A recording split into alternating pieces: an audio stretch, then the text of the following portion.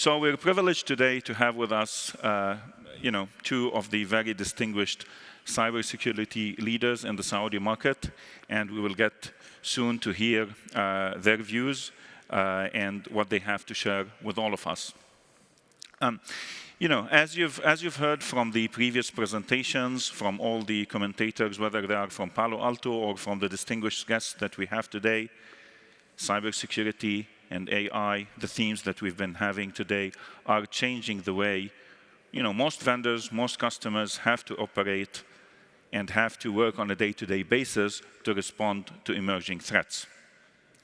Specifically, as Terry mentioned, we have to find the right structure in our operation, in our defense mechanisms, to out-innovate attackers. And as you have seen, one of the key things to be able to out-innovate attackers is to drive simplicity in the way we operate. There are 3,500 cybersecurity vendors, in the market, at least. A typical customer, depending on the complexity, will have 50, 45 vendors on average in his network. The complexity itself introduces a risk factor that's sometimes as pressuring as what the attackers themselves do. That's why simplicity is important. That's why, as you've heard from the speakers, moving from a point solution to a platform-based approach is critical for us. But it's not only about technology. The platform approach enables us to foster an ecosystem of innovation where everyone can raise the security posture, can outpace attackers, and can drive AI-based operations to be secure in real time. And this is very important beyond having a platform by itself, having the ecosystem around it that fosters innovation.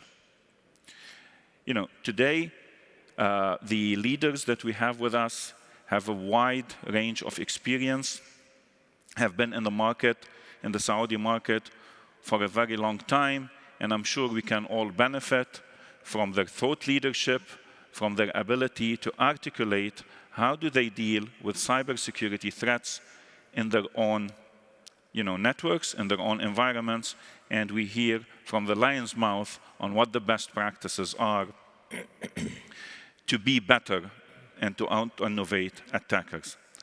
I'm joined today by Mr. Ala Al-Harbi from Saudi Logistics Company. I've had the privilege to deal with him and to speak with him earlier, but we're also on as well. And Mr. Ala, is the CISO for Saudi Air Logistics. Thank you. So thank you for joining us. We're also joined by Ed Sleiman, who is the advisor to the CISO in KAUST, which you've heard Inma mentioned earlier. He's an old friend, and we've been working with him for many, many years, and I'm sure he will have a lot to add and enrich the discussion. But I want to start with Ala. And again, thank you for being with us today. But to start with, as a CISO, how do you integrate your cybersecurity strategies into your business objectives? And how do you think typically a platform-based approach would help you achieve those objectives? Assalamu alaikum, masal khair everyone. Thank you for having us. Actually, our approach is to aligning the cybersecurity strategy with the overall business objective. This involves integrating the security practices at every level of the organization, from the operation to the customer-facing systems. Mm-hmm. And by adopting a platform practice, we will be able to enhance our ability to meet the business objective by creating a cohesive and a more easily manageable security infrastructure. Mm-hmm. This will streamline the implementation, the monitoring, the response to the cybersecurity threats. Thank you. Thank you. Good to know and good insights as usual. Thank you.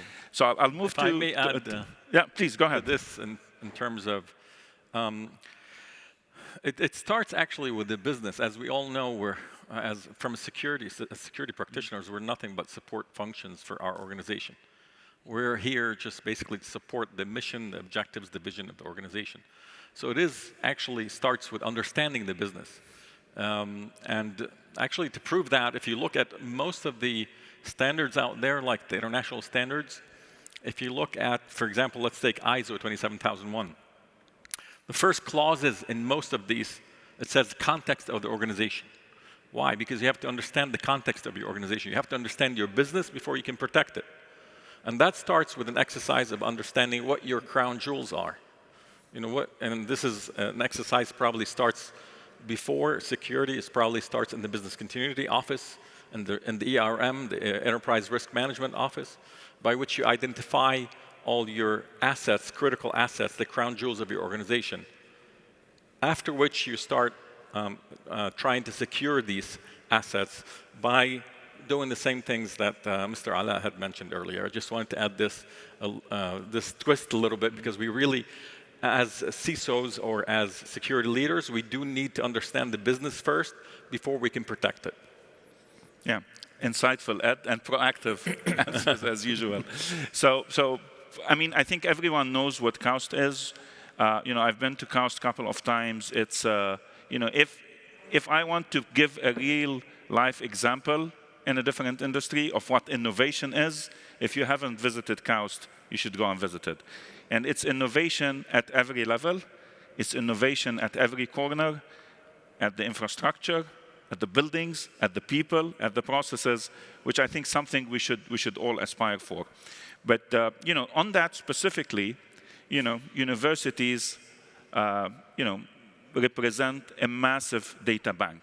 Lots of information, lots of students doing a lot of things that could be bad by ignorance, bad by intention, or even normal operations that exposes universities. Ed, how can you, how do you protect such complex environments? What are the best practices that you use? And again, how do you think, collaborating with Palo Alto over the years and a platform-based approach have helped you achieve and secure one of the probably most sought after universities in the region? Great question. So first, if I were to continue with what I started earlier, I would go to the next level of understanding my risk first. When I first got to KAUST, I was asked by the CIO then about the challenges that he thinks that I would face at KAUST. Coming from corporate America, I thought it would be such an easy job. How hard could it be protecting a university? Basically, I was with a company that's 45,000 employees, and we were tasked with protecting the infrastructure of that company globally. Coming to KAUST, which was like 2,500 employees, it was not such a big deal. Only 3 to 6 months later, I found out that the task is unsurmountable. Actually, as a matter of fact, it's much harder than protecting an organization like a 45,000 employee organization that has been around for 45 years. And the reason why is that when I look at the risk associated with KAUST and with what we do at KAUST, I found out, number one, for those of you who don't know KAUST, KAUST is not just a university. When vendors come to me asking about what KAUST is, or when they want to sell me, and also Palo Alto, one of these vendors who I've developed a great partnership with, I tell them that KAUST is, number one, an international, graduate-only, collaborative university. And each of these words should be underlined, and because these words influence actually the risk profile of the university. And it houses actually 30 million square meters of land and houses 120 nationalities. So we're dealing with graduate students only, not undergrad, so they're more mature. They know what they want, they don't know. They know what they don't want. We're dealing with research collaborative university. That means you have researchers out there that are free thinkers that want to be able to get on the network without any constraints, right? And they don't want you to be in their way. One of the researchers tells me, I think of security as running water. I don't want you to bother me, because running water at home should come. Once I open the tap, water should run. I shouldn't have to worry about that. you should be like that. Security should be like that. Should be frictionless. So that, coupled with the fact that most of our people there do also live there, who work there, live there. So you're running an ISP, internet service provider almost, because you're providing internet to the whole university community. You're running like a corporate environment because we were set up by Aramco, and most of our processes were inherited by Aramco. And you're running a research and academic institution, as well as we have a fourth profile, which is a research park next door within the community, which is a bunch of companies, like large companies. We're talking about Aramco, Dow Chemical, Boeing, SABIC, et cetera, set up shop there to take our intellectual property and build products out of them. So 4 risk profiles the CISO has to manage. Okay? Sorry, I'm taking a long time to answer, but this shows you the complexity of the thing. So when you go now and want to find out a partner, a vendor, not just a vendor, I don't call them vendors, I call them partners. You have to find a partner who can really help you protect these risk profiles. And this is what we actually did when we went out to the market to look for vendors and partners. We usually, instead of doing the homework from scratch, we use research data firms like the Gartners, the IDCs, et cetera, Forresters, and look at the best companies out there. And Palo Alto was one of the first that we looked at. We looked at other companies, of course. And then we decided to partner with Palo Alto because of the vision that we saw in there, the roadmap that we saw developing, and it was a very aggressive roadmap, and the adoption of new technologies year in, year out. So, and this is, even though Palo Alto started with firewalls first, then they moved into other areas that protect all layers of our defense, all layers of defense, from the endpoint to the network to the perimeter, everything. So we've capitalized on that, and we've been using, I think, Palo Alto for the past 7 to 9 years now, I think. And we've adopted almost most of their technologies.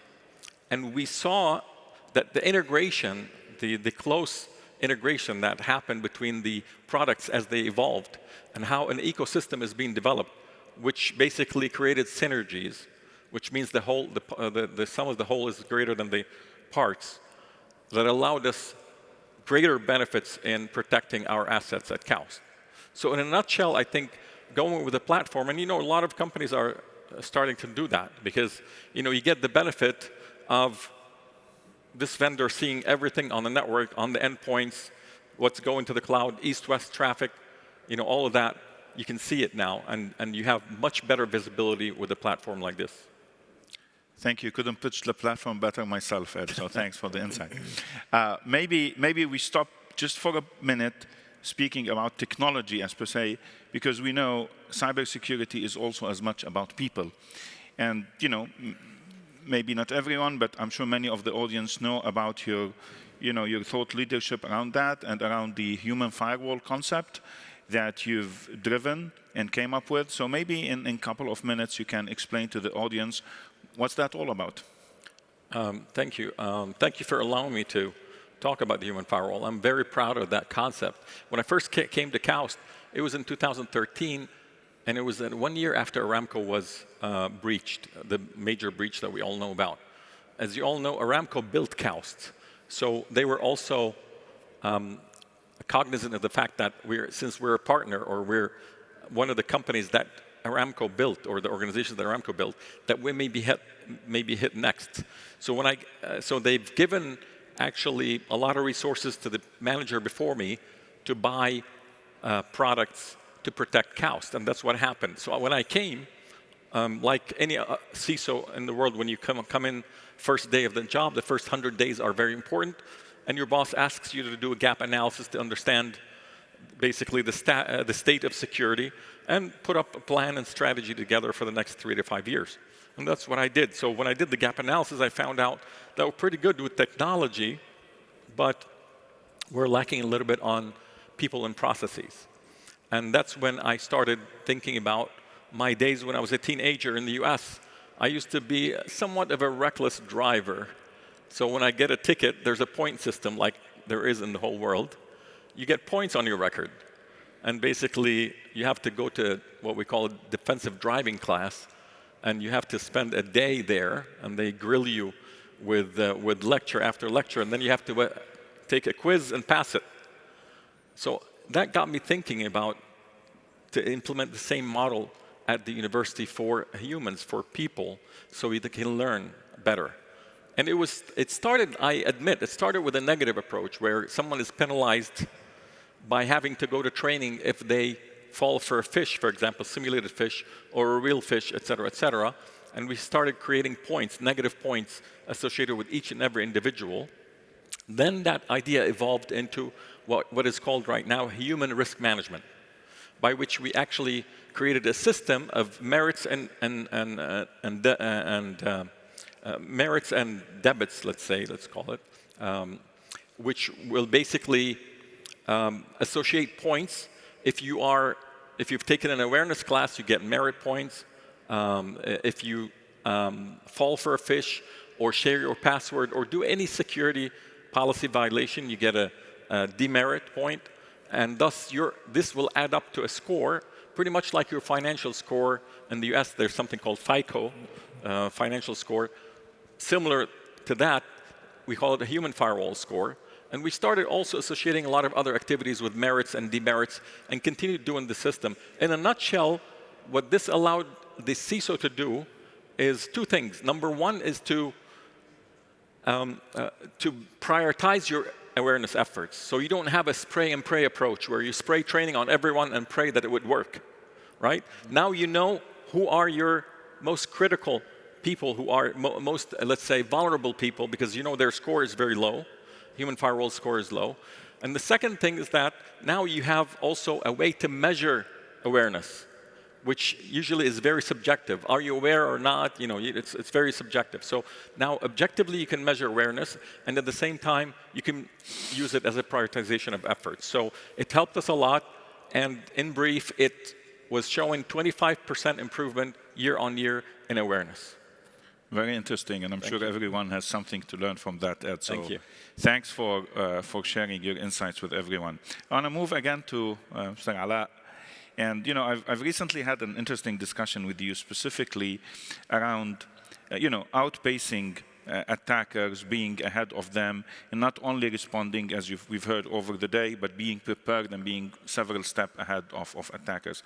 And as we've heard throughout the day, AI plays a crucial role in that. So maybe you can shed some light on how, with the criticality of real-time data, how AI specifically can help you with protecting and being proactive against attackers in real time when dealing with real-time data, and as well as how the context of international collaboration and your multi-country operation can help you and can influence that to be better prepared based on the experiences you learn in other parts of the world and how you can implement that in Saudi. So if you can shed some light on that, it would be great.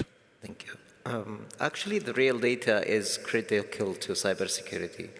And using AI can proactively and can give you the ability to analyze a vast amount of data in real time. Make us proactively identify response to threats as they emerge.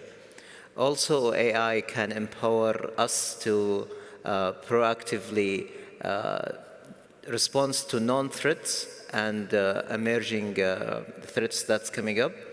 And leveraging the international information sharing and by leveraging the partnership and the information sharing with the international counterpart can give us a wider access to the information intelligence, which is make us more innovative and give us the ability to strengthen our security and defenses against any cyber attacks. Interesting. Thank you for sharing. I'll ask Ed the same question, but probably with a little twist. As a research facility, AI in general, before the commercialized model and before we started seeing in the market, obviously as a research facility, you have a unique perspective on that, probably seen a bit more than what the typical consumer sees. So how do you also foresee the role of AI in offering better protection, especially in an educational environment where you have, as we said, thousands of users, but also where probably there is a window that poses another risk on you, which is collaboration with international universities as well. So maybe you can shed some light on that. Sure. As we all know, AI is a double-edged sword. So, of course, like any technology, it can be used by the attackers, the hackers, against you, but also you can use it to defend yourself from these attacks. So it is actually an advantage and a disadvantage at the same time. Like anything, you can use a knife to cut your tomatoes and make your salad, but also it could be used to kill someone, God forbid. So you have to really maximize the use of AI, and you have to do it before the hackers, because pretty much like any other tool in the past, if we get to it first, or if we know how to use it optimally, we could use it to protect ourselves, or if the hacker uses it first, then they will be able to attack us successfully, and that's something that we don't want to happen. So in that regard, from an AI perspective, at KAUST, there are two different, as I mentioned earlier about the structure of KAUST, there are two different, let's say, departments or divisions at KAUST. The one, you have the regular AI initiatives under IT, okay, and the cybersecurity is under IT, and you have also research and academia that does research in AI. So, by the way, we do have a SEDAIA Center of Excellence at KAUST. That's a joint center between us and SEDAIA that's set up at KAUST that does research in AI, and AI in multiple fields. They do research in AI in health, AI in other areas, AI in cybersecurity, et cetera, et cetera. While we at KAUST IT and or cybersecurity also, we work with AI. We basically have started implementing AI from like our other speakers said earlier, in the generative sense. So basically, how generative AI can help us interact with our security tools. And we're looking at vendors that do that. You're hearing a lot of vendors these days that are starting to use generative AI in making it easy for example, the incident responder or the SOC analyst to be able to interact with the SOC tools. So for the SOC analyst, instead of having the SOC analyst write queries and stuff like that to understand or correlate events here and there, I should be able to do something like, okay, give me a list, or do I have, just a question in English, do I have any, log4j version, blah, blah, blah, in my environment, and immediately to get the answer. So all of these things, so use of generative AI started first, and we're trying to implement solutions like that at KAUST using generative AI. Okay, some of the things have to do with compliance with policies and with NCA, for example, the ECC controls. So we've developed, for example, an interface by which you can ask now, using your voice, about any policy at KAUST, and it will answer you usually, with voice also, very easily. That makes it much easier for the users to ask any questions about policies, especially cybersecurity policies, and we're extending that for policies throughout KAUST. Because one of the challenges that most employees have, or most organizations have, is that compliance with policies, within the organization. And what happens is that most people don't sit and read policies all day. And a lot of the conventional ways of making sure people read policies is that they ask you to do what? They ask you to just click, OK, I've read the policy. Even though you may not have read it, you scroll all the way to the end and say, OK, you may not have read the policy. So a way to understand these security policies is that also using generative AI, we're creating ways to create questions on the fly so that the user can answer these questions and be aware of that policy. That's on one end. Another end, we're exploring ways on how to also ask questions from logs, as I mentioned earlier, so that you would understand more and have better visibility using just plain English about your logs and how to defend yourself. Very interesting. Yeah. You know, AI can solve a lot of problems. Unfortunately, it cannot buy us a lot of time more than what we have scheduled with you gentlemen. So I want just to, you know, as a closing statement and starting with Mr. Ala, maybe if you have to give one advice to the audience on how to deal with the cybersecurity challenges in the next 2 to 3 years, what would that advice be? There are actually a couple. Let's start with continuously updating the proactive security measures to co-op with the security threats and align with them. And the second thing is to emphasizing on the employee awareness and training. Take a piece of the policy and just send it as a general announcement so that all employees can read it. Also, cultivating a culture of security in the organization. So everyone is responsible for the security and be accountable. The last thing is invest in the advanced technologies such as AI and machine learning to help you proactively defend against any emerging cybersecurity threats. Yeah.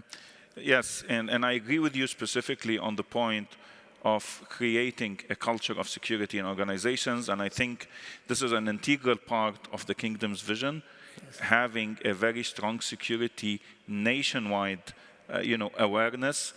Massive investment in cybersecurity, as everyone knows, is a key pillar, in the strategy for the country. So that's something that resonates with what Ala has been sharing with us. I'll give you also, the same question. Add one advice for the next 2-3 years for the audience with us today. I think I would echo Ala's comment about use of latest technologies and specifically AI. That's number one. Another one for leaders and something to elaborate on what Yasser mentioned earlier in his talk is about, it's not a matter of if, it's a matter of when, right? So we really have to focus on risk management. We can never eliminate risk. So we have to understand that this is the case. We have to look at preventive measures on how we can prevent things from happening, but also reactive measures. So we have to create a balance between preventive controls and reactive controls in our environment. Make sure we exercise our incident response plans, our business continuity plans, our disaster recovery plans, and ensure that we are balanced on both approaches, preventive and reactive. Excellent. Thanks. Thanks for sharing that. Ed, it was a pleasure having this panel discussion with both of you. Thanks for sharing your experiences.